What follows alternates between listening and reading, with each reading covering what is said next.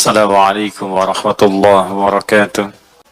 Saudara-saudariku, alhamdulillah kita masih diberikan kesempatan oleh Allah untuk hidup dan beraktivitas sampai dengan malam Jumat ini. Semoga seluruh aktivitas kehidupan kita diterima oleh Allah sebagai ibadah yang diikhlaskan hanya kepada-Nya. Demikian misi utama kehidupan kita saat dicipta, saat Allah menginformasikan dengan tegas dalam Al-Quran surah ke-51 Adz-Dzariyat ayat ke-56, wa ma khalaqtul jinna wal insa illa liya'budun, dan tidaklah aku ciptakan jin dan manusia kecuali esensi penciptaan itu supaya mereka menjadikan seluruh aktivitasnya sebagai ibadah kepada Allah Subhanahu wa ta'ala. Perhatikan cara menerjemahkannya.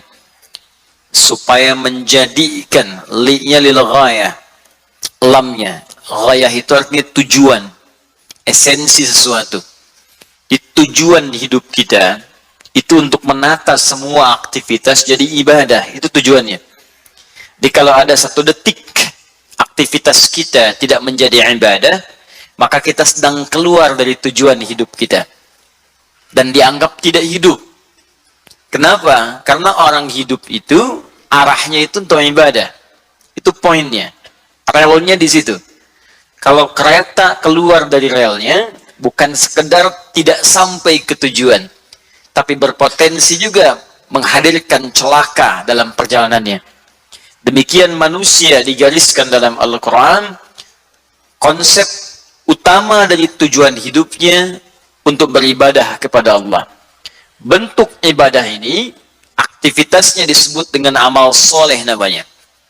Ya, ibadah itu konsepsinya, bentuknya amal soleh. Bisa langsung terhubung dengan Allah berupa ibadah ritual. Seperti sholat, itu bagian dari ibadah ritual. Mau lampu nyala, mau padam, tetap sholat. Ya, baik. Itu bagian pertama. Jadi, karena itulah ketika kita diminta menunaikan sholat setiap hari, itu untuk menunjukkan esensi kehidupan kita dan jati diri kita sebagai hamba. Ya, apa bedanya antara makhluk dengan khalik? Makhluk itu sholat, khalik menerima sholat kita. Allah yang menciptakan sholat kita, menciptakan kita, kita yang kemudian menyembahnya. Jadi kalau ada seseorang mengaku manusia tidak mau menyembah, dipertanyakan kemanusiaannya. Itulah sebabnya dalam sehari kita diminta oleh Allah untuk menetapkan diri masih menjadi hamba atau tidak. Masih menjadi manusia atau tidak. Ini bagian yang pertama. Yang kedua, nanti ada konteks terkait dengan ibadah sosial. Hubungan kita dengan makhluk. Karena itu Islam mengatur hubungan dengan sesama. Di keluarga hubungan dengan orang tua.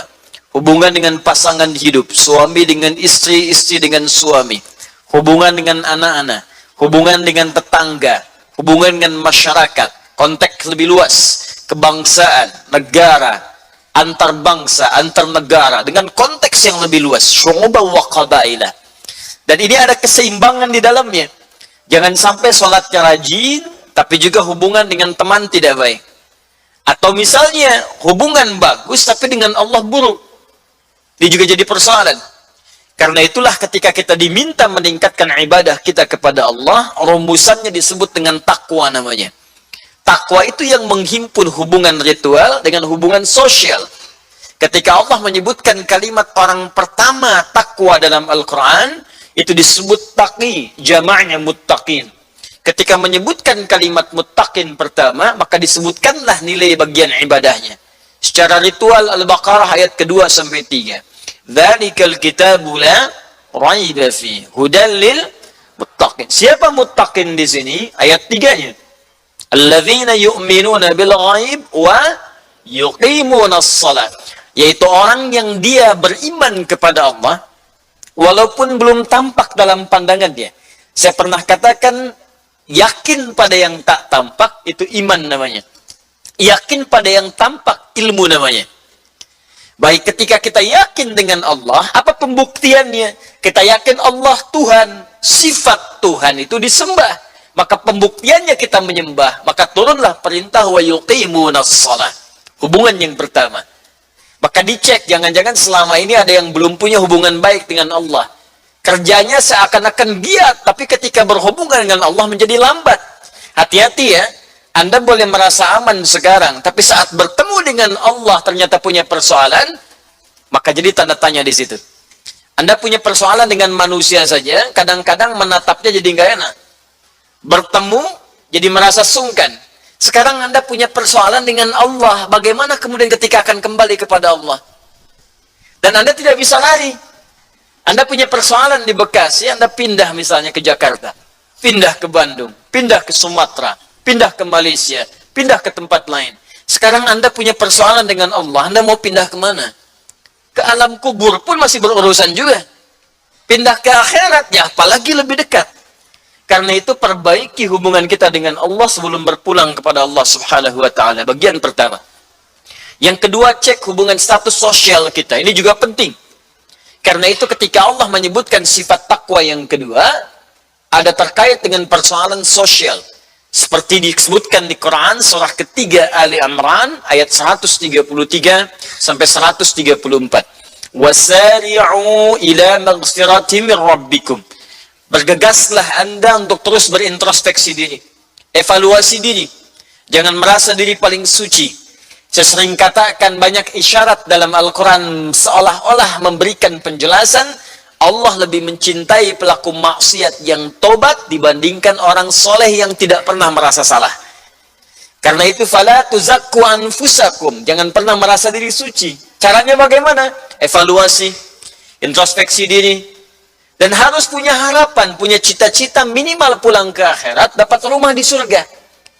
Harus punya harapan. Anda di dunia saja punya capaian, punya harapan. Tahun sekian saya begini. Tahun sekian punya rumah. Tanggal sekian punya kendaraan. Sekian begini. Nah, prospek jangka panjangnya apa kata Allah? Kalau dunia saja yang ditinggalkan Anda punya cita-cita, maka akhirat yang abadi lebih daripada itu. Sekarang dunia yang Anda cari itu, yang kita cari, itu kan kita tinggalkan.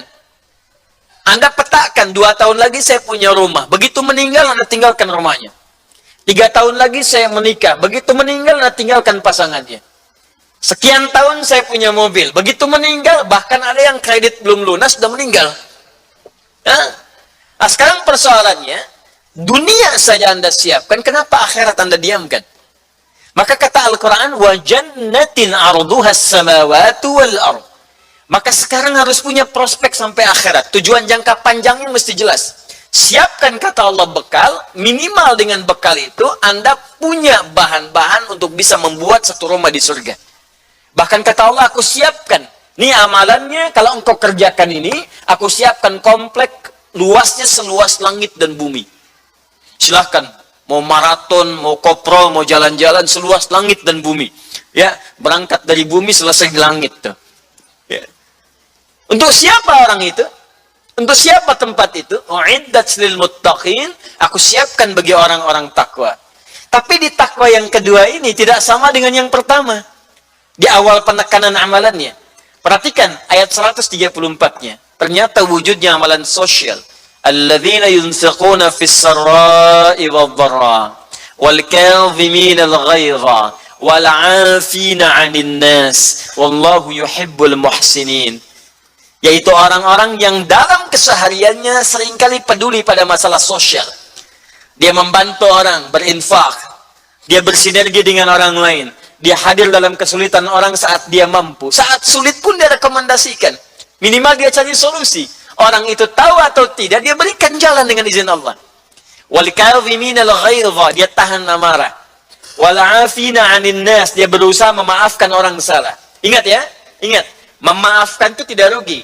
Anda berkonflik dengan orang, misal ada persoalan, Anda maafkan saja dulu. Ketika Anda maafkan, maka Allah akan menutup persoalan Anda dengan dia. Maka Anda akan ditenangkan. Tapi sebelum dia minta maaf kepada Anda, atau belum selesai masalah dia dengan Anda, sepanjang dia belum selesaikan di dunia, maka dia akan bawa masalah itu kepada Allah Subhanahu wa taala. Tinggal ada ruginya. Wallahu yuhibbul muhsinin, dan Allah mencintai orang-orang baik yang senang berbagi secara sosial. Maka saya ingin koreksi saat kita mulai pertama taklim ini dengan coba menata diri kita. Sampai dengan kita mulai di malam Jumat ini coba cek. Jangan-jangan taklim dengan orang tua masih ada masalah. Taklim dengan istri masih ada masalah. Taklim dengan anak masih ada persoalan. Atau dengan manusia baik tapi dengan Allah belum tuntas. Maka bertakwalah kepada Allah, kita berdoa di malam hari ini, seperti kita lakukan dalam setiap awal ta'lim. Pertama, semoga orang yang belum mendapatkan hidayah sampai di malam ini, diberikan oleh Allah dan dikuatkan hidayah dalam jiwanya. Mudah-mudahan ia bisa bersyahadat sebelum ia wafat. Ya, semoga pelaku maksiat diberikan oleh Allah getaran dalam jiwanya untuk bertobat, sehingga ia punya kesempatan kembali kepada Allah dalam keadaan husnul khatimah insyaAllah. Dan semoga kita dijaga oleh Allah untuk istiqamah, memperbaiki diri, sampai kita kembali kepada Allah dalam kebaikan. Kita mulai kajian kita malam hari ini. Kita masuk dalam pembahasan terakhir di surah Al-Fatihah, yaitu Al-Ahkam Asy-Syar'iyyah, hukum-hukum syariat terkait dalam surah Al-Fatihah yang dibawa dalam praktik ibadah. Ini bagian pembahasan yang terakhir. Setelah pembahasan ini selesai, kita akan masuk pada surah yang kedua, yaitu surah Al-Baqarah. Ya, masih panjang insya Allah, masih 114 surah. Ya, Al-Fatihah aja kita butuh setahun, kan? Kita kajikan tahun lalu, 7 ayat setahun, belum selesai. Ya, Al-Baqarah 286 ayat. Ya, kita lihat ya, mudah-mudahan sebelum kiamat kurang 2 hari selesai lah. Ya, insya Allah. Bismillah. Bismillahirrahmanirrahim. Al-hukmul awwal. Bagian yang pertama. Halil basmalatu ayatun minal Qur'an. Bagian pertama. Fokus dalam kajian ini karena praktek pendalaman ayat Quran terkait dengan hukum syariat ini akan terkait erat dengan praktek ibadah kita. Baik nanti persoalannya secara ritual, kalau ritual dibawa dalam sholat nanti, kita akan lihat. Atau sosial, dibawa dalam muamalah. Apa dampak ayat ini kepada praktek ibadah ritual, dan apa pengaruh ayat ini menjadi hukum dalam praktek ibadah sosial. Itu gambaran di Al-Ahkam Asy-Syar'iyyah. Kitabnya khusus. Ya, Rawa'i'ul Bayan fi Tafsiri Ayatil Ahkam sebagai acuan kita dibanding juga kitab-kitab pokok yang lainnya. Bagian pertama, halil basmalatu ayatun minal Quran. Dasar pemikiran yang pertama, yang dari sini turun kemudian persoalan-persoalan hukum. Apakah bismillah, bismillahirrahmanirrahim, apakah kalimat bismillahirrahmanirrahim adalah bagian yang disepakati ayat dalam Al-Quran dalam konteks ini adalah dalam Al-Fatihah, atau ada perbedaan pendapat di dalamnya yang berpengaruh pada praktek-praktek hukum baik secara ritual ataupun sosial. Masalah pertama, ajma'al ulama'u ala anna al-basmalah al-waridata fi surah an-Naml hiya juz'un min ayatin fi qawlihi ta'ala innahu min Sulaimana wa innahu bismillahirrahmanirrahim. Paham? Tidak. Ajma'al ulama'u, semua ulama ijma' sepakat. Ulama itu jama' dari kata alim. Alim satu orang. Ulama banyak orang. Jangan katakan saya bertemu seorang ulama, seorang alim. Kalau ulama itu banyak. Ya, alim kalau kaitannya dengan konteks keagamaan itu artinya orang yang paham terkait dengan ilmu-ilmu syariat. Tapi dalam konteks umum, semua orang yang pakar di bidang pengetahuan dalam konteks umum itu disebut alim namanya. Jelas ya? Karena itu dulu ada orang menyebut alimul fiqh, ini paham fiqh. Tapi juga ada alimul fizia, ini pakar bidang fisika. Alimul kimia, pakar di bidang kimia. Alim biologia, pakar di bidang biologi. Jadi kalau nanti Anda membaca berita misalnya ulama fizia, maksudnya kumpulan pakar-pakar fisika.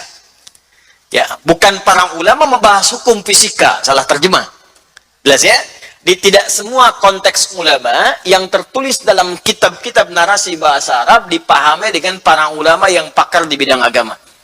Tapi kalau Anda sedang membahas tentang turunan masalah syariat, baca kitab fiqih, baca tafsir, baca hadis, tertulis kata ulama di situ, maka yang dimaksud hanya satu pengertian, yaitu orang-orang yang pakar di bidang syariat, di bidang dinul Islam. Paham sampai sini? Nah, untuk menjadi alim, ulama, syaratnya terutama dua. Awas seorang disebut alim, jamaknya ulama, itu punya dua syarat. Secara umum dalam Al-Quran. Pertama, dia punya tingkat kedekatan dengan Allah yang tinggi. Saya ulang, dia punya tingkat kedekatan dengan Allah yang tinggi. Sampai-sampai masuk pada kategori khasyah. Khasyah itu ditemukan di Quran surah 35 Fatir. Ya, Anda bisa lihat dari ayat ke-28 sampai 29-nya, paling kanan sebelah bawah. Innama yakhsyallaha min ibadihil ulama. Fokus. Innama yakhsyallaha min ibadihil ulama. Sungguh kalau ada orang yang punya sifat khasyah, ya, kedekatan yang paling tinggi dengan Allah, di kalangan manusia biasa ya, saya tidak bicara Nabi dan Rasul, kalau itu sudah otomatis. Ya. Sungguh kalau ada orang yang sangat dekat dengan Allah, sampai punya jiwa khasyah. Khasyah itu kalau ditarik ke ibadah, jadi khusyuk namanya. Ya, khusyuk. Kalau ditarik ke dalam nuansa pergaulan, maka khasyah ini rasa takut yang dalam, yang saking takutnya, itu khawatir berbuat keliru. Jadi kalau dikaitkan dengan kedekatan dengan Allah, maka orang-orang ini tidak mudah memberikan statement. Khawatir kalau ngasih fatwa salah, maka dia perdalam dulu. Dia cek dulu, ada nggak hukum Allah yang bertentangan dengan kalimat yang akan dia ucapkan. Jadi jangankan memberikan hukum, dalam persoalan berkata pun akan dia atur. Jadi kalau Anda menemukan orang-orang yang mudah berkata, atau kalimat-kalimatnya kotor, atau bahkan langsung bertentangan dengan hukum Allah, maka dia bukan ulama. Menurut pengertian Al-Quran. Saking pentingnya sifat ini, maka Al-Quran menggunakan pembuka dengan menggunakan kata innama. Innama. Disebut di ilmu nahu, kalau kita mengaji di gramatikal bahasa Arab, di cabangnya yang pertama yaitu ilmu nahu, maka kata innama ini disebut dengan adatul hasri. Adatul hasri. Paham? Tidak. Apa itu adatul hasri? Ya. Adatul hasri itu adalah huruf yang menunjukkan batas sesuatu.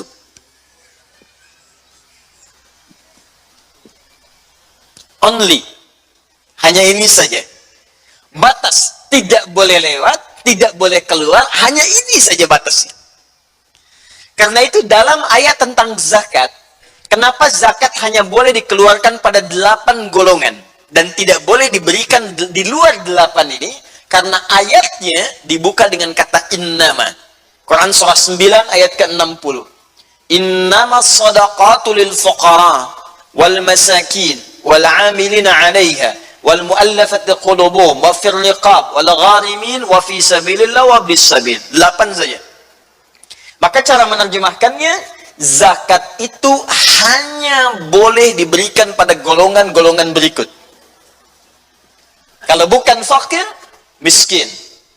Amilin 'alaiha, yang fokus menangani masalah zakat saja, sehingga dia tidak punya alternatif bekerja di tempat lain. Boleh dapat bagian dari zakat itu, bahkan senilai gaji yang kalau dia bekerja di tempat lain. Dilihat UMR-nya berapa, diberikan kemudian bagian tertentu untuk dia, sesuai dengan taraf pemberian gaji di lingkungan tempat itu. Ambil, silahkan. Mu'allafati qulubuhum, yang hatinya terikat pengen dekat ke Islam. Ada dua pengertian. Ada orang yang belum masuk Islam, tapi senang dengan kajian-kajian keislaman. Maka itu boleh difasilitasi. Ya, boleh Anda berikan misalnya CD keislaman, majalah-majalah Islam, dekatkan dia, boleh. Sehingga ketertarikannya membuat sebuah keputusan untuk bersyahadat misalnya. Atau yang kedua, baru masuk Islam, mengalami ujian. Ditinggalkan oleh orang-orang terdekat, diberhentikan dari pekerjaan, kehilangan topangan hidup. Boleh dikeluarkan bagian dari zakat untuk membantu dia kemudian sampai mapan kembali. Wa fir riqab. Ini sekarang sudah tidak ada. Banyak tidak ada, dulu perbudakan. Dibebaskan dia dari hamba sahaya menjadi orang merdeka. Wal gharimin, orang yang terkait utang piutang untuk kepentingan syariat. Bukan utang biasa. Kalau utang biasa disebut dain namanya. Maka orang seperti ini tidak boleh dapat zakat. Ustadz, saya mohon izin mengajukan permohonan zakat. Untuk apa? KPR rumah. Hah? Nah, itu tidak masuk dalam kategori ini. Itu dain namanya. Gharimin, Anda pengen support misalnya pembangunan masjid. Ada uang tadinya. Begitu di pertengahan bisnis Anda kena masalah. Hancur aset diambil semua. Bahkan terlilit utang. Alih-alih Anda mensupport, Anda boleh diberikan zakat dari situ. Untuk bisa menopang kehidupan dan bagian dari utang yang mungkin dari pembangunan masjid itu belum selesai. Wa fi sabilillah, sudah dijelaskan. Wa ibnis sabil, orang dalam perjalanan yang kesulitan bekal. Nah, di luar 8 ini nggak boleh. Yatim misalnya. Yatim nggak dapat bagian zakat. Tapi kalau yatim itu fakir, dapat. Yatim itu miskin, dapat. Yatim kaya, tidak. Tapi jangan salah. Yatim boleh dia mendapatkan infak. Tuh. Nggak pakai oh. Oh, enggak. Zakat, tidak. Kalau dia tidak masuk 8 ini. Yatim fakir, boleh zakat. Yatim miskin, boleh. Yatim kaya, tidak. Tapi kalau yatim ini kaya, boleh dapat infak. Dan infak itu tak harus dapat uang. Nggak ada nilainya bagi si kaya. Dia kaya aset triliunan. Anda ngasih misalnya uang jajan 1 juta, nggak ada nilainya. Ya, maka apa yang diberikan untuk membahagiakan dia? Mungkin bisa Anda berikan mainan. Bisa belikan pakaian, bisa belikan hadiah. Infak tak harus berbentuk uang. Makanan itu bagian dari infak. Pakaian bagian dari infak. Apa dalilnya? Quran surah kedua ayat 215. Paling kanan sebelah bawah di mushaf. Yas'alunaka madza yunfiqun? Kalau ada orang bertanya kepadamu Muhammad, apa dan kepada siapa infak itu mesti dilakukan? Qul ma anfaqtum min khair. Katakan kalau pengen infak kasih yang terbaik. Kasih yang bagus. Ya, jangan sampai kata Allah, Anda melihat saja nggak suka dikasih orang. Wala tayammamul khabitha minhu tunfiqun walastum biakhidhihi illa an tughmidu fi. Quran surah kedua ayat 267. Jangan sampai kamu ini ngelihat aja nggak suka, kamu kasih orang. Mah makanannya udah nggak enak kayaknya, kasih satpam depan deh. Satpam depan. Anda ngelihat aja udah nggak suka, Anda berikan orang, dilarang oleh Quran. Ya, berikan yang terbaik. Setelah itu pada siapa? 5 golongan. Golongan pertama orang tua, lil walidain. Orang tua tidak dizakati tapi diberikan infak. Wal aqrabin, kerabat terdekat. Wal yatama, nomor 3 yatim. Wal masakin, orang miskin. Wabnis sabil, golongan yang kelima. Nah, rumus yang sama kita praktekkan pada kategori ulama. Kata ulama dalam Al-Quran dibuka dengan kalimat innama. Innama yakhshallaha min ibadihi ulama. Kata Allah, kalau ada orang yang paling takut kepada saya dari kalangan manusia biasa, maka dia golongan ulama yang pertama. Kalau diterjemahkan dengan konteks ilmu nahwunya, maka ciri ulama salah satunya adalah orang yang punya rasa takut luar biasa kepada Allah, sehingga dalam sholat dia khusyuk, dan dalam konteks dia bermuamalah, dia tidak mengeluarkan statement-statement sembarangan yang bertentangan dengan hukum Allah Subhanahu wa Ta'ala. Jelas? Karena itu, Syekh Muhammad Hashim bin Asy'ari, beliau pernah menulis kitab kedua dari 19 kitab yang beliau tulis, namanya Risalah Ahlus Sunnah wal Jamaah. Ya, dalam halaman ke-9 beliau membuat sebuah pasal. Yang diantara turunan dari pasal itu, beliau menunjukkan ada ulama abal-abal, kaleng-kalengan. Ya, ini yang berbahaya. Apa diantaranya? Halaman 11 paling kiri sebelah bawah. Kata beliau, wa minhumul abahiyuna. Ada golongan abahiyun. Asalnya bagus latihannya, kelihatannya juga seperti orang hebat. Jadi zikir tinggi kepada Allah. Awalnya kelihatannya zikir itu banyak turunannya. Bisa kalimat thayyibah, bisa sholat tuh zikir, ya bisa doa juga itu bagian dari zikir. Kelihatannya bagus, penampilan bagus, ya pakai sorban, jubah lebih lebar daripada Batman kadang-kadang bisa. Ya, tapi aneh ketika dia begitu latihan, lalu kesimpulannya salah. Wasafa qalbuhu, dia menyimpulkan dengan kesimpulan yang keliru. Karena ibadah sudah rajin, maka dampaknya ke hati merasa sudah bersih. Karena sudah bersih, fala yantabiqu alaihi al-amru wan nahyu, maka tak berlaku lagi perintah dan larangan. Nah, jadi kalau kata orang ini, saya sudah selesai tuntas latihan, udah tuntas, udah wisuda. Nah, karena sudah selesai, maka nggak berlaku perintah lagi, jadi sudah nggak sholat lagi, Pak. Jadi kalau Anda menemukan yang seperti itu konsultasi, tiba-tiba azan berkumandang, Allahu Akbar, Allahu Akbar, sampai selesai azan tidak ada kata-kata, nah berhenti kita sholat dulu. Anda bertanya, Pak Kiai, ini sudah waktunya Isya, apa nggak sholat dulu? Maka jawabannya cukup mencengangkan. Jawabannya, oh, ade masih latihan. Kalau Bapak, jasadnya di sini, rohnya sedang sholat. Nah, itu kata beliau, itu menyesatkan. Awas, hati-hati, ya, hati-hati. Ini sudah merasa nggak penting lagi sholat. Ya, sudah lebih hebat daripada Nabi. Nabi dijamin surga, masih sholat, kaki sampai bengkak. Awas, jadi kalau ada yang bertemu dengan seperti itu, walaupun nanti hebat kelihatannya, kadang-kadang dia tiup ke atas burung kemudian turun, gitu kan? Dan sebagainya, nah yang seperti itu tinggalkan. Ya, jelas ya? Yang lebih parah, jahlatus sufaha, kata beliau itu. Orang yang makin bodoh. Apa kesimpulannya? Sampai merasakan menyatu dengan Tuhan. Manunggaling kaulah Gusti. Siapa Anda? Saya Allah. Allah sedang apa? Sedang sarapan. Nah, itu yang paling berbahaya. Itu disebutkan juga oleh beliau. Jadi ini golongan pertama dari yang ulama, cirinya ini. Kedua, dia memiliki dasar keilmuan yang dengan penyampaiannya pada ilmu itu bisa membawa orang untuk lebih dekat dengan Allah Subhanahu wa taala. Jadi bukan sekedar mengajar. Karena itu ketika Quran merekomendasikan Anda untuk belajar, kalimatnya menggunakan ahlaz zikri. Fas'alu ahlaz zikri in kuntum la ta'lamun. Jika Anda ada persoalan, konsultasi. Pada siapa? Ahlaz zikri, bukan ahlal hifzi. Gak disebutkan orang yang cuma pandai ingat. Jadi kata Quran itu seolah-olah ingin berkata begini, kalau yang hafal Quran banyak, yang hafal hadis banyak. Bahkan yang merumuskan Mu'jamu Fahras di Al-Fadhil Hadis, indeks hadis, itu orientalis. Yang bahkan tidak beriman. Di urusan untuk menghafal nas banyak, hukum bisa paham.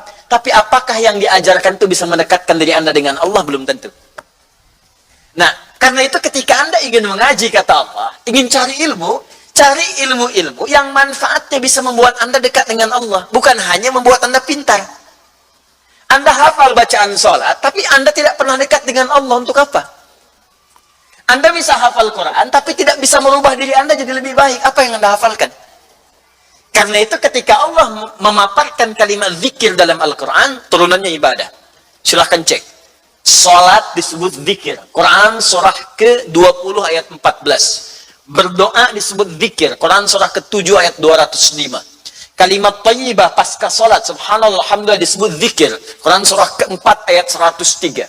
Mendekat kepada Allah dengan menyebutnya ya Allah atau al-asma'ul husna disebut zikir. Quran surah ke-2 ayat 152. Quran surah ke-17 ayat 110. Zikir. Baca Quran bagian dari zikir. Quran surah 15 ayat 9. Menghafal Quran bagian dari zikir. Quran surah ke-54 ayat 17, 22, 32, 40. Tapi apa esensi semua itu? Membangun kedekatan Anda dengan Allah dimanapun Anda berada. Itu yang disebutkan di Quran surah ketiga ayat 191. Alladzina yadhkuruna Allaha qiyaman wa qu'udan wa 'ala junubihim. Karena itu ketika Anda mencari majlis ilmu, disebutkan ilmunya. Digandengkan dengan iman. Jadi bukan mandiri ilmu. Buka Quran surah ke-58 ayat ke-11. Ya ayyuhalladzina amanu idza qila lakum tafassahu fil majalisi fafsahu yafsahillahu lakum. Lihat ujung ayatnya. Yarfa'illahu alladzina amanu minkum walladzina utul ilma darajat. Di situ iman disandingkan dengan ilmu. Seakan-akan Anda diberikan pesan oleh Allah, kalau mau ngaji, cari majlis yang meningkatkan dua hal. Satu, iman Anda, kedekatan Anda dengan Allah, yang tadi. Jangan sampai Anda pandai, tapi jauh dari Allah. Pandai-pandai, sampai hafal ini, hafal itu. Ujung-ujungnya nggak sholat. Kesimpulannya semua agama sama. Menuju Tuhan yang sama, cuman caranya beda-beda. Anda ngaji apa, Joni? Apa yang Anda baca? Anda belajar agama supaya dekat dengan Allah. Ini Anda belajar jauh dari Allah. Dan yang paling aneh, Anda belajar melanggar hukum Allah. Ini pelajaran apa? Itu hati-hati deh, di garis yang pertama. Ya, atau juga yang kedua, maaf, iman menguat tapi ilmu kosong. Itu doktrin namanya. Itu hati-hati, berbahaya tuh.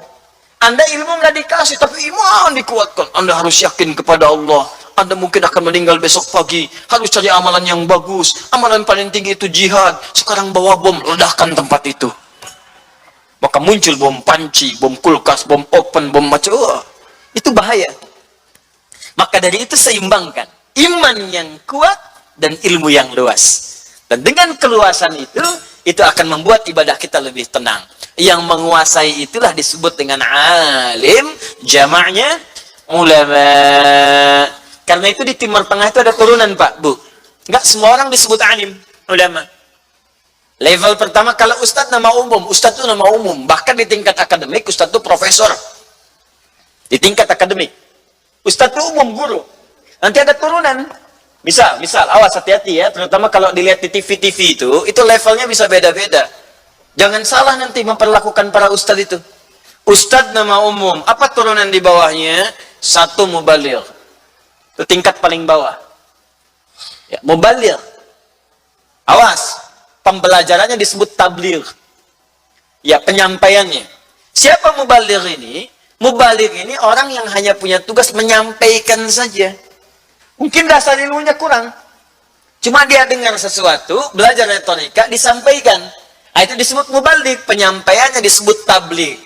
Tabligh itu dari kata balagha.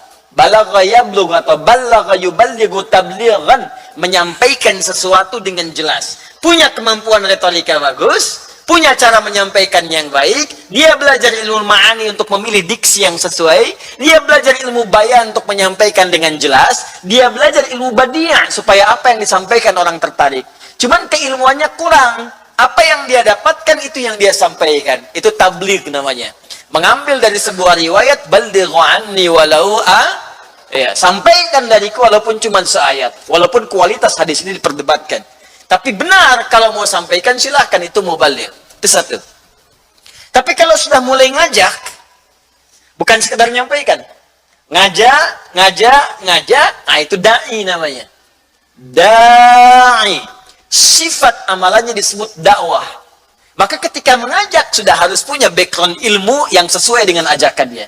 Ngajak tahajud, maka dia sudah harus punya ilmu tahajud dulu.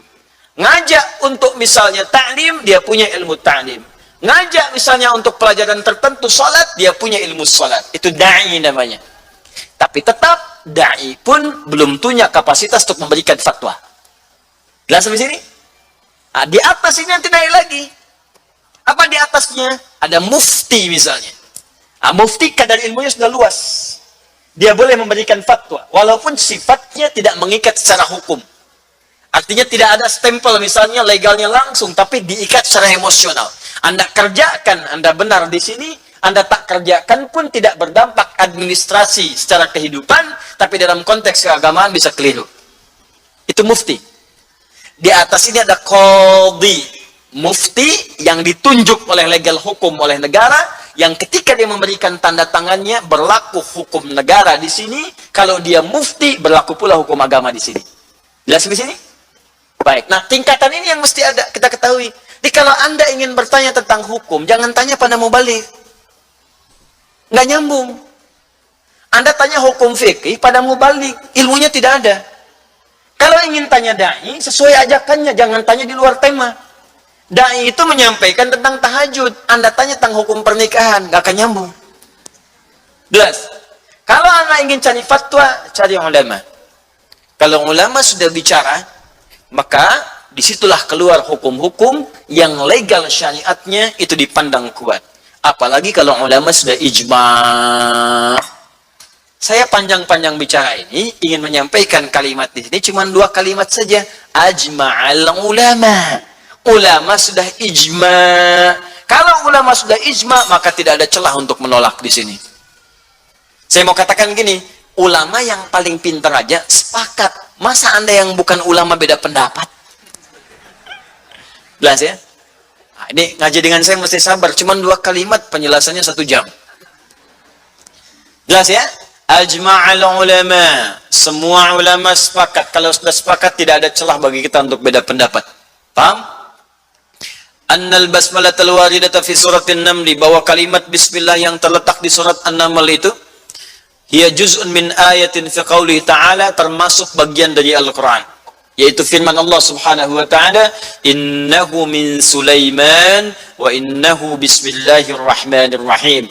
Saat kemudian Sulaiman menulis surat untuk Ratu Bilqis, dititipkan di burung bulbul. Ya, nah ini jadi sekarang ada sebagian yang ingin meniru. Ya, kirim surat kemudian pakai burung, ya, dilempar dan sebagainya, kirim pesan. Itu sudah ada zaman Nabi Sulaiman. Dulu kita lihat di film-film kolosal, ya, atau di orang-orang dulu kalau kirim surat tuh kadang-kadang diselipkan di burung tertentu, burung dara, merpati, ya. Sekarang bahkan elang dipakai pengintai. Sekarang bahkan migrasi burung digunakan bagian dari pengintai. Burung kemana perginya dikasih pengintai di situ. Mula-mula pengintai secara biologis. Ya, artinya secara biologis seperti apa migrasinya. Nanti masuk-masuk sosiologis, masuk-masuk antropologis. Ya, besok-besok ada yang menulis ke depan. Nah, ini sudah mulai pemetaan tingkat keduniaan lebih luas lagi. Itu baru migrasi burung. Ya, bahkan ada yang dicincin untuk menandai burung ini sifatnya bagaimana. Ada pernah burung dicincin di Jepang, ditemukannya di Indonesia ketika migrasi. Nah, ini Nabi Sulaiman pernah menuliskan kemudian surat ke Ratu Bilqis dan dimulai dengan kalimat Bismillahirrahmanirrahim. Ini menandakan Nabi Sulaiman itu Muslim. Jelas? Jadi semua Nabi itu Muslim dan mereka beriman kepada Allah Subhanahu wa Ta'ala. Ayat ini disepakati oleh semua ulama, termasuk bagian dari ayat Al-Quran terletak di surah An-Naml. Apa hubungan dengan Al-Fatihah? Saya teruskan dulu. Walakinnahum ikhtalafu hal hiya ayatun minal Fatihah wa min awwali kulli suratin amla ala aqwalin adidah. Namun demikian para ulama ini berbeda pandangan. Apakah kalimat Bismillahirrahmanirrahim yang terletak di surah Al-Fatihah adalah bagian langsung dari surah Al-Fatihah, atau bacaan yang menyendiri yang tidak termasuk surah Al-Fatihahnya tapi dibacakan bersamaan dengan Al-Fatihah? Maka di sini terdapat beberapa pendapat. Awas, penting saya sampaikan pembuka ini karena nanti ini akan berdampak kepada hukum baca bismillah dalam Fatihah. Inilah yang menjadikan sebagian ada yang bacanya sir, silent. Alhamdulillahi Rabbil Alamin. Ada yang bacanya keras, jahar. Bismillahirrahmanirrahim. Ada yang tidak membaca sama sekali. Alhamdulillahi Rabbil Alamin. Asal mula bacaan-bacaan ini nampak terlihat berbeda karena dari beda cara pandang terkait dengan hadis-hadis yang sampai kepada kita dalam persoalan yang pertama ini. Dan nanti kita akan lihat apakah ada hubungan dengan ormas tertentu, Muhammadiyah atau NU misalnya. Kalau yang sir, silent itu Muhammadiyah. Kalau kencang itu NU. Apakah sudah ada di masa Nabi NU dan Muhammadiyah? Atau jangan-jangan ada yang salah paham dalam memahami ini sehingga keliru dalam pemaknaan, padahal semua dalilnya bersumber dan mengakar pada keterangan Rasulullah sallallahu alaihi wasallam. Itu yang kita bahas setelah menunaikan salat Isya berjamaah insyaallah. Subhanakallahumma bihamdika asyhadu an la ilaha illa anta astaghfiruka wa atubu ilaik. Assalamualaikum warahmatullahi wabarakatuh. Waalaikumsalam warahmatullahi wabarakatuh. Alhamdulillah, wassalatu wassalamu ala rasulillah wa ala alihi wa sahbihi wa man walah wa ba'du. Kita lanjutkan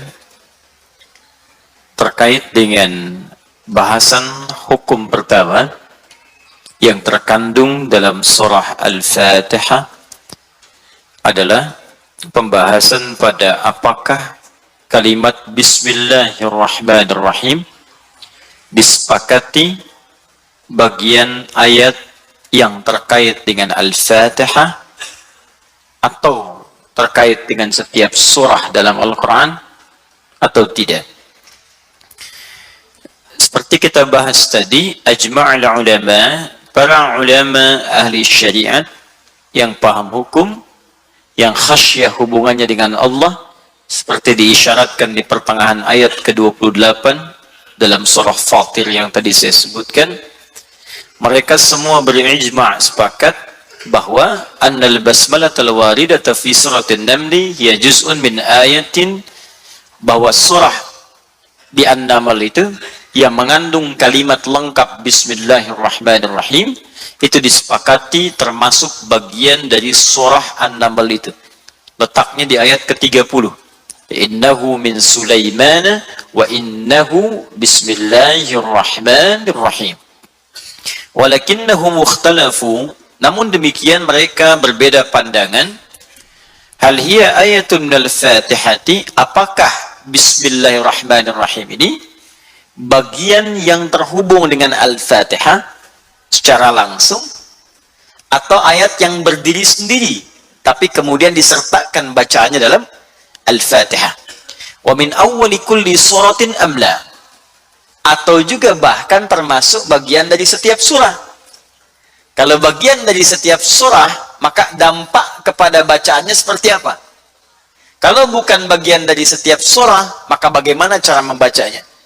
Ala aqwalin adidah, pada beberapa pandangan, dan pandangan ini, ingat, kalau ulama memberi pandangan, maka bukan pendapat pribadi, tapi ada dalil-dalil yang memberikan isyarat, yang bersumber dalil ini baik dari Al-Quran sendiri ataupun petunjuk hadis-hadis Nabi SAW.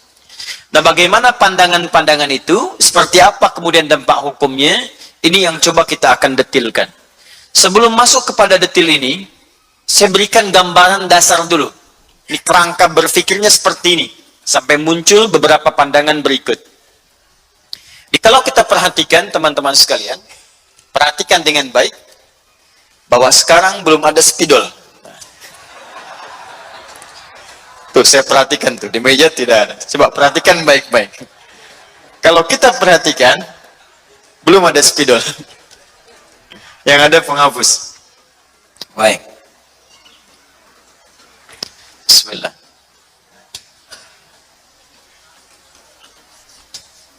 Ini orang yang bawa spidolnya. Jazakallah khair. Baik. Kalau kita perhatikan, sudah ada. Fokus ini. Jadi saat mula surah Al-Fatihah diturunkan, seperti saya sampaikan di awal jumpa kita dalam membahas surah ini, ya, ulama sepakat, ijma', ya, mayoritas ulama jumhur bahwa Al-Fatihah diturunkan di Mekah. Bahkan nanti bacaan ini menyertai bacaan dalam solat. Sedangkan solat pertama diperintahkan itu di periode Mekah, sebelum hijrah ke Yathrib, kelak menjadi Madinah. Di setahun sebelum hijrah, Nabi berusia 52 tahun, menerima perintah Isra dan Mi'raj, pulang dari situ ada perintah solat. Nah, Al-Fatihah termasuk bacaan yang utama dibaca dalam sholat itu. Bahkan ada kalimat Nabi yang kita bahas di pertemuan lalu, la salata liman lam yaqra bi fatihatil kitab. Sholatnya tidak sah bila ada seorang sholat sengaja meninggalkan Al-Fatihah. Karena itu gambaran dari mayoritas ulama, ketika Al-Fatihah menjadi bagian dari syarat sahnya sholat, bahkan rukun dimasukkan dalam sholat, maka ketika sholat dimulai pun Al-Fatihah sudah ada. Nah, hadis-hadis yang berbicara tentang Al-Fatihah di awal-awal masa sholat Nabi ini, itu rata-rata menyampaikan tanpa basmalah. Dimulai dari Alhamdulillah. Bahkan hadis qudsi yang diriwayatkan oleh sahabat Abu Hurairah radhiyallahu taala anhu, sebagian nanti ada dari Anas bin Malik radhiyallahu taala anhu, itu ketika menyampaikan hadis qudsi, yakni Nabi sallallahu alaihi wasallam, ya qala Allah azza wa jalla, yang qasamtu shalah baini wa baina 'abdi. Ya, kata Allah di hadis qudsi, saya bagi salat jadi dua bagian. Ada hakku terhadap hambaku dan ada hak hambaku dariku.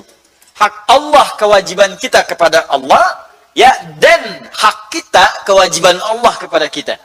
Qasamtu shalah baini wa baina 'abdi wa li 'abdi ma sa'al. Kalau hambaku benar menunaikan tugasnya, kewajibannya kepadaku, maka aku berikan apapun yang dia minta sebagai bagian dari haknya. Apapun yang dia minta. Nah, ternyata yang paling mengejutkan kalimatnya apa? Belum selesai hadisnya. Idza qala al-'abdu alhamdulillahi rabbil alamin. Jika seorang hamba membaca dengan benar dalam salatnya alhamdulillahi rabbil alamin. Bukankah alhamdulillahi rabbil alamin ini kalimat pembuka dalam Al-Fatihah? Dalam konteks salat maksud saya. Ya, jadi hadis awal-awal ini itu tidak menyertakan bismillah. Semua alhamdulillah. Ya, karena itulah kemudian ketika ada sahabat sholat di belakang Nabi, di belakang Abu Bakar, di belakang Umar, di belakang Utsman, di belakang Ali, maka mereka membuka dengan kalimat alhamdulillahi rabbil alamin. Yang sahabat ini riwayatkan hadis-hadis yang ketika di awal bismillah belum turun. Jadi ketika sholat di belakang Nabi yang dibacakan itu alhamdulillahi rabbil alamin. Qala Allah azza wa jalla hamadani abdi. Allah menjawab, hambaku sedang memujiku. Wa idza qala al-'abdu ar-rahmanir rahim qala Allah azza wa jalla asna 'alayya 'abdi. Wa idza qala al-'abdu malik yaumiddin qala Allah azza wa jalla majadani 'abdi. Wa idza qala al-'abdu iyyaka na'budu wa iyyaka nasta'in qala Allah azza wa jalla hadza baini wa baina 'abdi wa li 'abdi ma sa'al. Kalau hambaku benar bacaan sampai iyyaka na'budu wa iyyaka nasta'in, salatnya benar. Dari takbir, iftitah, al-Fatihah sampai ke iyyaka na'budu wa iyyaka nasta'in, kata Allah di hadis qudsi, apapun yang dia minta sekarang aku kabulkan. Apapun yang diminta, aku kabulkan, kata Allah. Makanya ada rahasia dalam berdiri, yang saking pentingnya rahasia ini, Nabi Zakaria sampai memanfaatkan situasi ini. Nabi Zakaria, seperti pernah saya sampaikan pertemuan lalu, pernah berdoa kepada Allah minta diberi keturunan. Diberi keturunan, bahkan istrinya divonis monopos dan mandul secara medis. Minta dalam sholat, dalam berdiri. Meminta, nah kita umat Nabi Muhammad sebelum sholat diminta oleh Allah, kamu benar sampai bacaan iyyaka na'budu wa iyyaka nasta'in, apapun yang kamu minta aku berikan. Saya tanya pada Anda, saat Anda baca iyyaka na'budu wa iyyaka nasta'in, posisinya ruku atau sujud? Berdiri. Bukan ruku, bukan sujud, berdiri. Nah, alhamdulillah sampai iyyaka na'budu wa iyyaka nasta'in, bukankah bagian dari Al-Fatihah? Karena itu hadis-hadis awal yang berbicara tentang Al-Fatihah itu dibuka dengan alhamdulillahi rabbil alamin, ar-rahmanir rahim, maliki yaumiddin sampai dengan waladdallin. Lalu tibalah masa ketika ada si kecil Ibnu Abbas radhiyallahu taala anhuma, sahabat junior yang sejak kecil didekatkan oleh ayahandanya Abbas. Abbas itu pengusaha yang kemudian pembebas riba pertama, dibebaskan riba dari Nabi sallallahu alaihi wasallam atas perintah Allah, hilangkan riba. Orang pertama yang dihilangkan beban riba Abbas, ribanya Abbas. Maka bisnis tanpa riba, malah bertambah hartanya, makin banyak, makin banyak, makin banyak. Abbas ini pengusaha, cuman punya visi akhirat. Jadi dia itu berusaha untuk beribadah, supaya bisa zakat, bisa infak, bisa bantu dalam dakwah. Ya, nyaman juga hidupnya. Ya, rumah nyaman, tinggal nyaman, dan hebatnya masih punya keluangan waktu untuk belajar dengan Nabi. Paman Nabi, orang kaya, pengusaha sukses, masih bisa ngaji. Antap paman Nabi bukan. Ya, kerabat Nabi bukan, tetangga Nabi bukan, sahabat bukan. Anda sesukses apa sih? Sesibuk apa sih? Sampai nggak punya kesempatan untuk ngaji. Bahkan masih hafal 200 hadis. Masih hafal 200 hadis. Padahal akhir pekan ngaji, hafal 200 hadis. Saat tak mampu pun untuk hadir di majlis Nabi, anaknya diinvestasikan. Bapaknya nggak hafal Quran, anak mesti hafal. Bapak nggak tahu hadisnya, anak mesti tahu. Disimpan di majlis Nabi. Karena sering disimpan, anak itu dekat dengan Nabi. Anak yang didekatkan pada ulama, maka hadirlah bagian-bagian dari wanginya ulama. Cintanya kepada majlis, cintanya belajar. Demikian. Anda dekatkan anak dengan tayo, hafalnya tayo. Oh tayo, oh tayo. Anda dekatkan anak itu dengan Quran, dia hafalnya Quran. Dekatkan dengan doa, hafalnya doa. Maka ketika didekatkan dengan Nabi, senang dengan Nabi. Main ke rumah bibinya Nabi Maimunah, kan? Maka ponakan juga didoakan oleh Nabi. Ini doa, ini bu, Pak, ini bisa kita praktekkan. Saya sering diajarkan doa ini. Kata Nabi, Allahumma faqihhu fid din wa 'alimhu ta'wil. Ya Allah, pahamkan anak ini tentang agama dan ajarkan ia takwil. Bagaimana memahami sesuatu yang sulit dalam agama. Tumbuh berkembang anak ini yang paling dahsyat teman-teman sekalian. Anak ini kemudian ketika Nabi meninggal usianya baru 13 tahun. Bapaknya hafal 200 hadis, anaknya hafal 2000 hadis. Dan punya gelar turjumanul Quran. Ini visi, saya ingin sampaikan, jangan vonis diri kita. Tapi kita mesti punya perwakilan di akhirat sebagai kebanggaan. Anda sibuk silahkan, tapi jadikan kesibukan itu sebagai sesuatu untuk melahirkan nilai. Kalau Anda belum hafal Quran, cita-cita anak saya mesti hafal. Anak belum hafal, cucu saya mesti hafal. Siapkan yang jadi kebanggaan kita di hari kiamat nanti. Kalau dunia selesai, anak meninggal, udah selesai. Cuman selesai sampai depan pemakaman, tuntas selesai. Tapi di akhirat, kalau Anda punya kebanggaan, selamanya abadi Anda bangga. Demi Allah saya katakan, mulai dari sekarang. Kalau tidak nanti terlambat, Anda wafat, kesempatan habis. Selesai. Maka anak ini punya kepekaan. Dia bertanya pada Rasulullah kemudian, ya Rasulullah. Nanti banyak ayat turun diantaranya, beberapa. Itu karena pertanyaan si kecil Ibnu Abbas. Seperti tentang hilal. Ya, Quran surah kedua ayat 189. Yas'alunaka 'anil ahillah. Itu karena Ibnu Abbas. Nah, bismillah pun awalnya itu bertanya, ya Rasulullah sallallahu alaihi wasallam, ini surat sudah banyak turun. Tapi kelihatannya seperti tidak ada pemisah. Belum adakah dari Allah ayat yang turun untuk memisahkan surah satu dengan yang lainnya? Aku khawatir nanti di masa depan orang menduga surat ini bersambung satu dengan yang lainnya. Karena saat turun, qul huwallahu ahad Allahus samad lam yalid wa lam yulad wa lam yakul lahu kufuwan ahad, selesai. Nyambung qul a'udzu birabbil falaq min syarri ma khalaq dan seterusnya, selesai. Qul a'udzu birabbin nas. Kalau tidak ada pemisahnya Rasulullah, aku khawatir diduga nanti ke depan ini dianggap nyambung Al-Ikhlas, nyambung ke Al-Falaq, nyambung ke An-Nas. Maka ketika bertanya seperti itulah kemudian karena hak prerogatif Quran firman Allah, maka seketika turunlah kemudian firman Allah kepada Nabi Muhammad SAW, kalimat Bismillahirrahmanirrahim. Kadang-kadang seringkali menyertai surah, seperti saat turunnya surah Al-Kautsar. Nabi sedang diam, tiba-tiba senyum dan ketawa bahagia.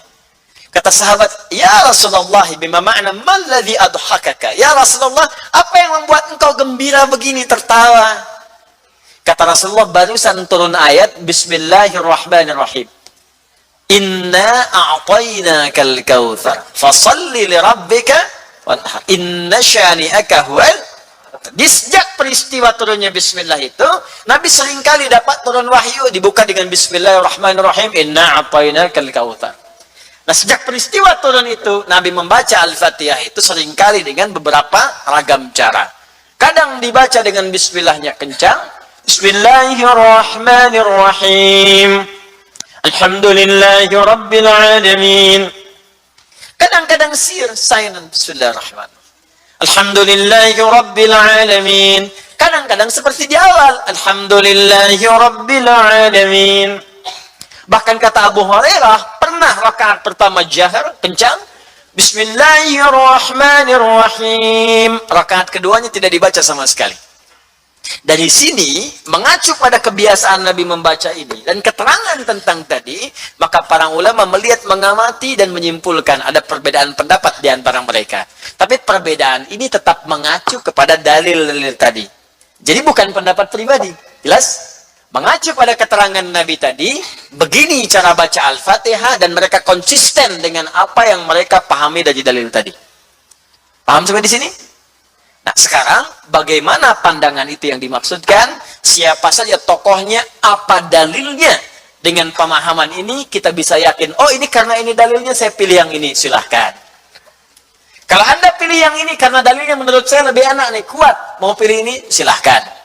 Jadi apapun yang Anda pilih nanti, baik silent, kencang, ataupun tidak sama sekali, semuanya Anda paham, bisa pilih berdasar dalil yang jelas, argumentasinya tegas, dan tahu dari sumber mana sampai terhubung kepada Rasulullah SAW. Jelas? Yang salah, yang tidak sholat. Paham di sini? Nah, karena itu nanti edisi ini saya nggak sempat tadi ya untuk kopikan ini. Tapi padahal sudah saya print ini. Sudah saya print spesial. Nah, nanti insya Allah mungkin yang berikutnya ini tinggal di copy, bisa dibagikan insya Allah. Ini masih asli, bahkan tulisan asli yang bukan cetakan biasa. Jadi seperti cetakan yang dulu-dulu. Ya, ini asli masih bahasa Arab dan tidak ada harokatnya. Ya, kalau Imam Syafi'i nggak bisa bahasa Indonesia, ya, Imam Malik nggak bisa bahasa Indonesia, apalagi Nabi. Supaya kita belajar. Yuk, satu. Pendapat pertama. Al-awwal, yang pertama. Jadi kalau ada yang pertama, ada yang kedua. Al-awwal bahasa Arabnya. Jadi kalau Anda katakan Muhammad awal Ramadan, putraku yang pertama, anak baik yang lahir di bulan Ramadan. Nah, kalau Anda ingin ada yang kedua, Muhammad Ats-Tsani. Kalau perempuan misalnya, Tsaniyati Khuraini Firdausi, putri keduaku calon bidadari surga Firdaus. Bisa lah. Catat. Ya. Tapi kalau istri tidak, ya. Saya anak yang saya maksudkan. Bismillah. Al-awwal. Jadi ada awal, ada ahad, ada wahid, beda. Kalau wahid, satu.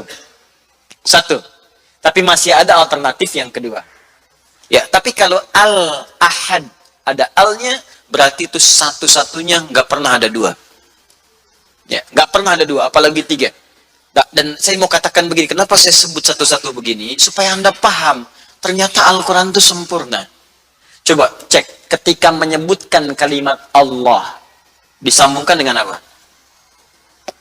Al-ahad. Qul huwallahu ahad. Bahkan ketika awalnya muncul, akhirnya muncul, supaya tidak ada yang berkesan, ada yang kedua. Wal awwalu wal akhir. Kalaupun disebut awal, kata Allah, tetap dia yang terakhir. Nggak ada yang keduanya. Ketika menyebutkan Qul huwallahu ahad. Ahad, ini nomor satu. Tidak ada yang selanjutnya. Jelas sampai sini? Baik, kembali ke sini. Al-awwal, pendapat yang pertama. Hiya ayatun minal fatihati wa min kulli suratin wa madhhabu syafi'i rahimahullahu ta'ala. Pertama, dari urutan dalil-dalil yang dipelajari oleh para ulama, disimpulkan bagian pertama bahwa Al-Fatihah termasuk bagian dari Bismillahirrahmanirrahim, termasuk bagian dari Al-Fatihah. Bahkan bukan hanya itu saja, Bismillahirrahmanirrahim juga termasuk bagian dari setiap surah dalam Al-Quran, terkecuali surah Al-Bara'ah atau At-Taubah, surah ke-9. Karena itu di surah yang ke-9 ini tidak disertakan di awalnya kalimat Bismillahirrahmanirrahim. Coba Anda cek di mushaf. Itu sudah otomatis tuh. Setiap awal surat pasti ada Bismillahirrahmanirrahim. Tapi di At-Taubah khusus tidak ada. Gak percaya silahkan. Kalau ada kalimat Bismillah itu salah itu. Ya, jadi Bismillahirrahmanirrahim tidak disertakan dengan surah ke-9. Kalau Anda bertanya kenapa Ustaz? Karena awal pernyataan di At-Taubah itu ayatnya berbicara tentang izin perang. Bara'atun minallah. Sedangkan Bismillahirrahmanirrahim itu kalimat tentang sayang. Rahman sayang, Rahim sayang. Maka di sini kontradiktif karena tidak mungkin dalam perang itu ada sayang. Nggak ada orang perang berkasih sayang. Assalamualaikum, izin nembak ya. Dah. Maaf ya, sakit nggak? Ya kalau nembak ya sudah nembak gitu kan. Nah, karena itu tidak ada. Nanti apa dalilnya kita akan lihat nanti. Ini pendapat pertama. Tadi siapa yang menyampaikan pandangan ini? Al-Imam Asy-Syafi'i. Ini bukan pendapat jadi pandangan pribadi, tapi melihat pada dalil-dalil yang ada, beliau berkesimpulan, oh ini karena sering dibacakan Nabi dalil begini, maka beliau simpulkan pada diri pribadi beliau untuk mengamalkan bagian pertama. Apa konsekuensinya? Konsekuensinya kalau sudah mengatakan ini bagian dari Al-Fatihah, maka tidak boleh ditinggalkan dari Al-Fatihah. Harus dibaca. Kalau dimasukkan bagian dari surah, itu pun tetap dibaca. Karena sudah memasukkan bagian dari Al-Fatihah, nggak boleh ditinggalkan. Kalau ditinggalkan, konsekuensinya mesti diulang Fatihahnya. Jelas? Jadi kalau ada orang masuk pada pendapat yang pertama ini, nanti kita akan lihat dalilnya apa dan seterusnya, dia tidak boleh tinggalkan. Jadi kalau Anda mengatakan saya ikut pendapat yang ini, artinya Al-Fatihah harus disertakan Bismillahirrahmanirrahim di dalamnya.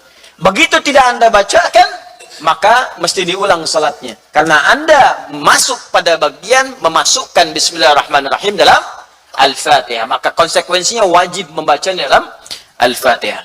Bagaimana statusnya kalau makmum? Nah, kita lihat nanti turunannya. Pertama siapa? Syafi'i. Itu dulu. Karena dalam Islam mesti jelas. Awas, hati-hati. Dalam Islam ada yang disebut dengan sanad. Itu hanya ditemukan dalam nilai-nilai keislaman, turunan keilmuan. Anda bisa temukan di kitab Sahih Muslim, jilid yang pertama. Kalau Anda punya cetakan Darul Hadis, ya, itu halaman 119. Yang kita punya saya, biru dongker.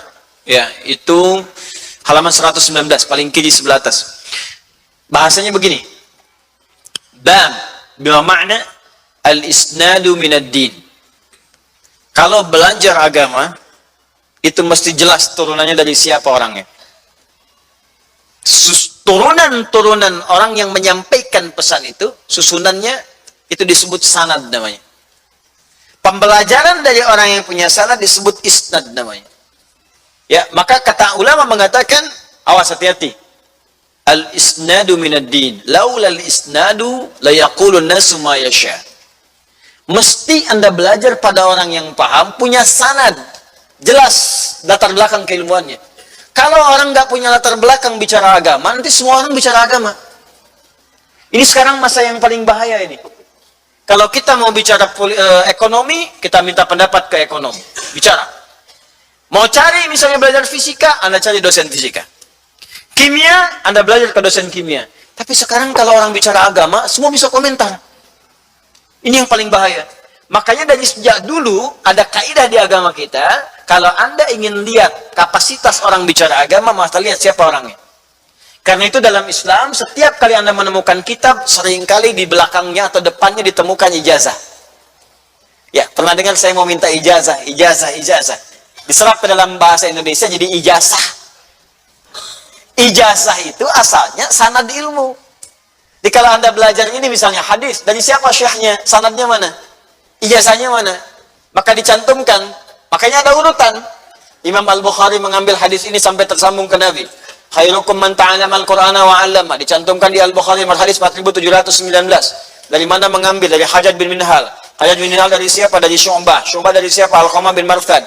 Al-Qamah bin Marthad dari siapa? Sa'ad bin Ubaidah. Sa'ad bin Ubaidah dari siapa? Abu Abdurrahman As-Sulami. Abu Abdurrahman As-Sulami dari siapa? Dari Uthman bin Affan, dari Ali bin Abi Thalib, dari Rasulullah SAW. Sanadnya ada. Jadi ada sampai tersambung kepada Nabi. Itu yang disebut dengan nanti di ilmu qiraat ada, di hadis ada. Ya, sanadnya apa? Sahih Muslimnya, Al-Bukharinya apa? Tersambung kemudian. Mesti ada latar belakang. Kalau tidak kemudian ada latar belakang, informasi nggak jelas, nanti belajar agamanya jadi kabur. Semua orang bisa memberikan fatwa dan bahaya dalam fatwa itu. Jelas sampai sini? Baik.